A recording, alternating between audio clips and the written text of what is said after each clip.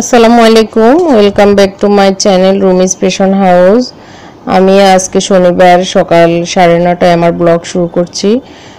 আপনারা দেখতে পাচ্ছেন আমার প্লেট বাটি এগুলো ধোয়ার দৃশ্য। আসলে আমার সকালের যে প্লেট বাটি বাসি রাতের সেগুলো আমি জমিয়ে রাখি। বুয়া আসবে সকালে, বুয়া আসে 8টায়। তো ওই সময় বুয়াই ধোয় সব সময়। তো ফাঁকে ফুঁকে যখন আসে না তখন তো নিজেকেই ধুতে হয়। আসলে বুয়ারা যদি আসবে না এটা আগেই বলে যায় তাহলে আমাদের জন্য একটু সুবিধা হয়, কিন্তু বুয়ারা তো এরকমই হঠাৎ করে আসে না, এটা খুবই কষ্টকর হয়ে যায়। তো তারপর নিজের কাজ নিজে তো করতেই হবে। তো এখন আমি যেহেতু আসেনি, আবার আমার হাজব্যান্ডও নেই, তো একটু এই জন্য খুব অলসতায় সকালটা কেটে এখন উঠে নাস্তা সেরে তো ধুতে এসেছি। আসলে নাস্তা আজকে করিনি, কারণ আমি দোকান থেকে পরোটা ডাল এনেছি আর ডিম ভাজি করে সবাইকে খাইয়েছি। তো এখন অনেক প্লেট বাটি জমে গেছে, যার কারণে এগুলো ধুতে হচ্ছে। আসলে একসাথে জমে যাওয়াতে কষ্ট বেশি, আর যদি না আসবে জানতাম তাহলে তো আমি অল্প থাকতেই ধুয়ে ফেলতাম, সেটা আর কি। তো এখন আমি আজকে আমার এই কিভাবে রান্নাঘর আমি রান্না করার আগ দিয়ে মুছে টুছে পরিষ্কার করি, রান্না করি, সেটা আজকে দেখাবো কিভাবে আমার রান্নাঘরটা ক্লিন করে আমি রান্না শুরু করি। আমি মানে রান্না করার আগে একবার ক্লিন করে নিই, তারপর হালকা রান্না শেষে যেটুকু একটু দেখতে তেল চিটচিটা হয়ে আছে বা একটু ময়লা আছে তখন লাস্টের দিকে আমি সেটা মুছে নিই।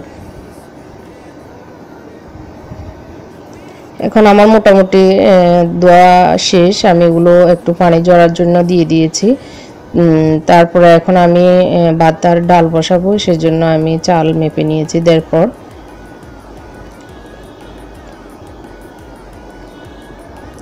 আসলে আমার বাচ্চারা ভাত বেশি খেতে চায় না, বেশিরভাগই যে রুটি পরোটা বা অন্য জিনিস খায়, যখন মানে যেটা ওদের ভালো লাগে সেটাই খায়, ভাত তো খুবই কম খায়। তো এই জন্য আমার চাউল খুবই কম লাগে। এখন আমার মোটামুটি এগুলো পানি জড়ে গেছে, সেই জন্য আমি জায়গায় জায়গায় রেখে দিচ্ছি।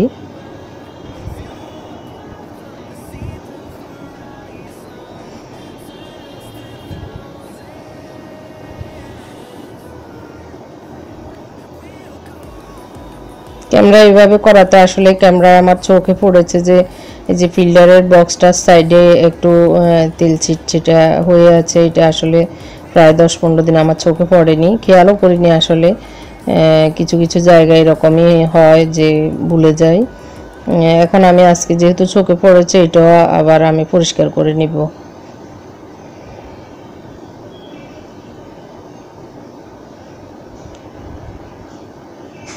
এখন আমি জায়গায় জায়গায় সব জিনিসগুলো রাখছি।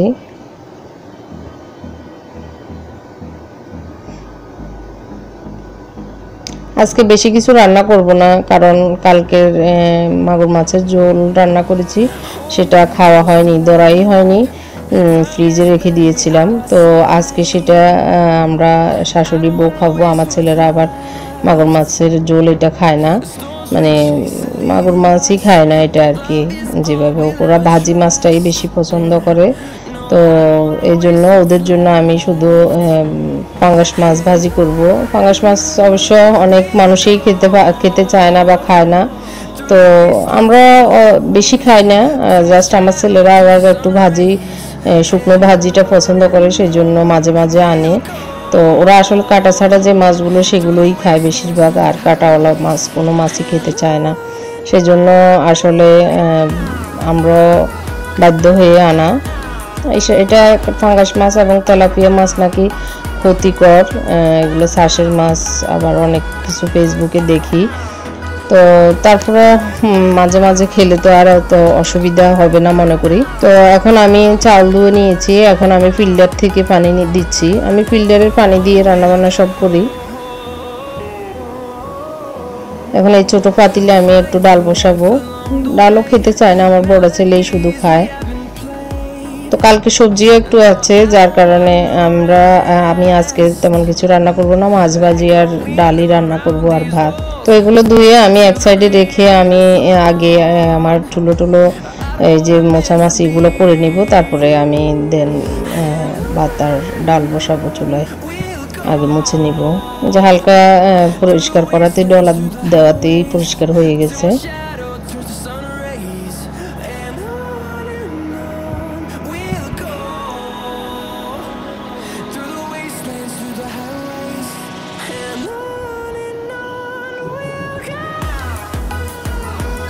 এখন আমি এগুলো পরিষ্কার করে তারপরে বসাবো। একটু আগেই মুছে নিলে ভালো লাগে, কারণ পরিষ্কার থাকলে দেখতে বা হাতে নিতে ভালো লাগে, এই জন্য।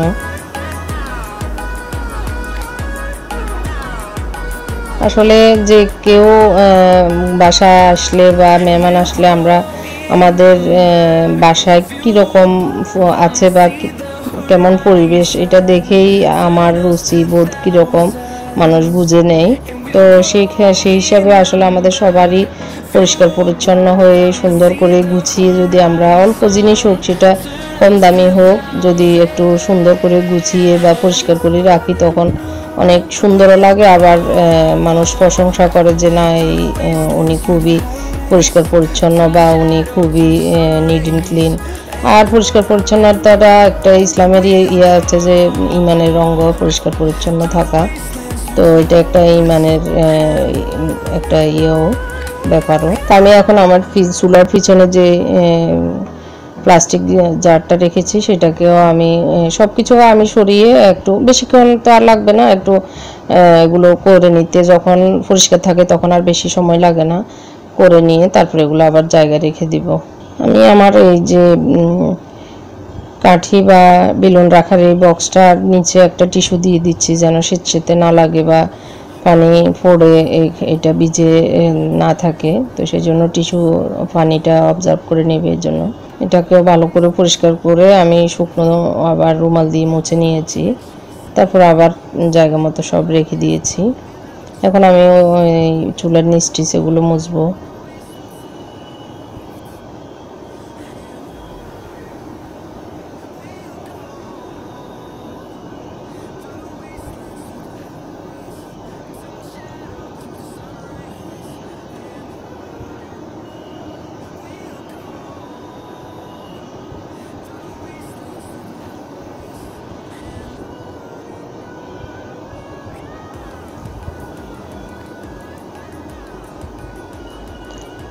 আমি বারবার স্প্রে করে নিয়েছি যাতে তাড়াতাড়ি সুন্দর পরিষ্কার হয়ে যায়, এই জন্য স্প্রে করে নিলে ওয়াল টোয়াল এগুলো খুবই পরিষ্কার হয়ে যায়।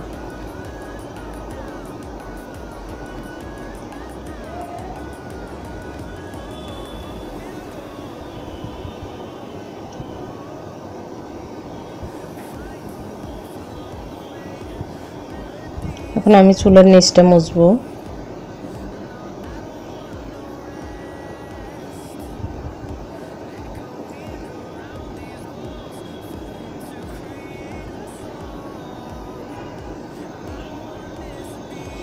ভালো করে চুলাটা মুছে নিচ্ছি।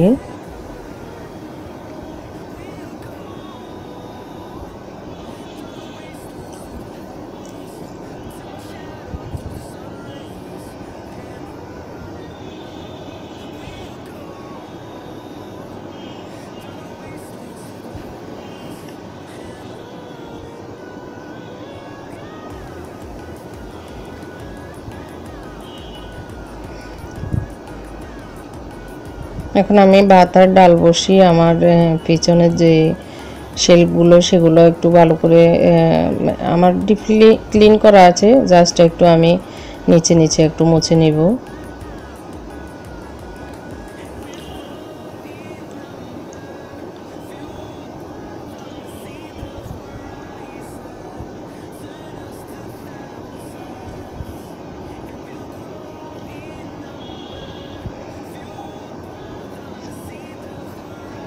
এখন আমার মোটামুটি ঘরটর গুছানো শেষ, আমি ঘর ঝাড়ু দিব আর আমার রুমটা বাকি আছে, আমার ছেলেদের রুমগুলো গুছানো হয়েছে।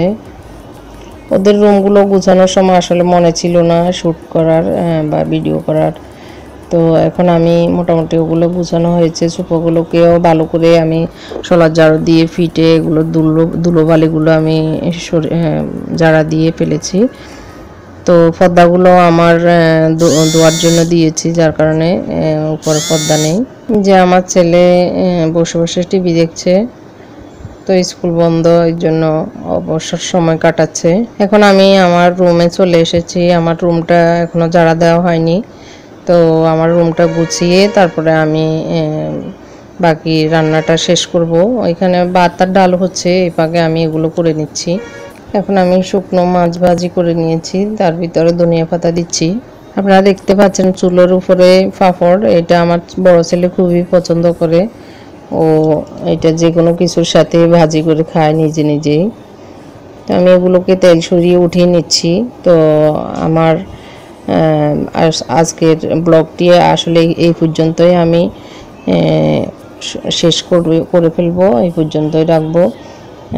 আমার চ্যানেলকে যারা পছন্দ করতেছেন তাদেরকে অসংখ্য অসংখ্য ধন্যবাদ। তো আমি এখন আমার কালকের যে মাগুর মাছ সেটাকেও জাল দিয়ে গরম করে নিচ্ছি। তারপর আমার শাশুড়ির জন্য দুধ বসিয়ে দিয়েছি। তো আমার ভিডিও যদি ভালো লাগে তাহলে আমার চ্যানেলকে সাবস্ক্রাইব করবেন আর আমাকে কমেন্ট করে জানাবেন।